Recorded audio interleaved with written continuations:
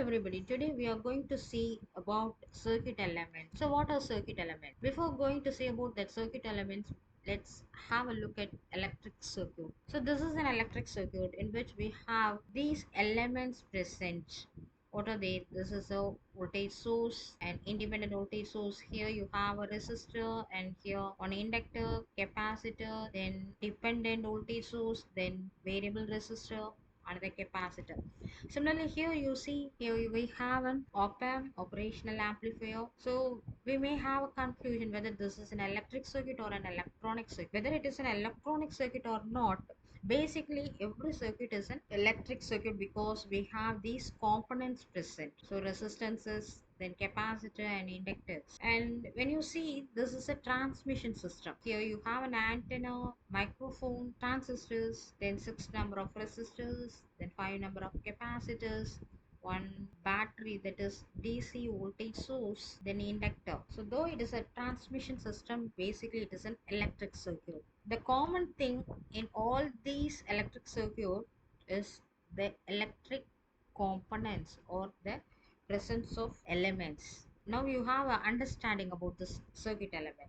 Now we can say the definition for this. In an electrical circuit or electrical network, the basic building blocks or components are called the circuit elements. So the basic circuit elements are resistors, capacitors, inductors, voltage sources, current sources, transformers, motors and switches, and many more. So here first we have a look at this resistors. The symbol is this one and the unit is ohms. And then we have capacitors, and this is the symbol of capacitor, then the unit is farads. Then this is inductors, then symbol is this one, then unit is henry. Then the most important topic among the circuit elements is voltage sources and the current sources. So they can be divided into independent voltage sources and dependent voltage sources. Similarly, the current sources can be classified as independent current source and dependent current source.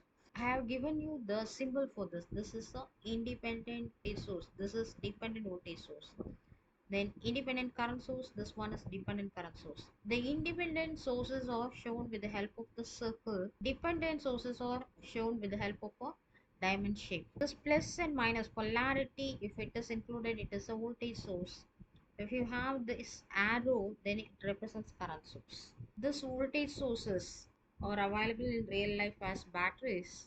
This is solar panel. So we use the symbols for this voltage source. This is independent, this is dependent, and this battery, right? And for current sources, we are using most of these things in our laboratories. This is op-amp constant current source, and the symbols are like this. This is independent current source, this is dependent current source. And we may have the transformers, and the transformer symbol is this one. And we may have motors, the symbol is given here. And we have switches, a n number of switches available, and the symbol is this one.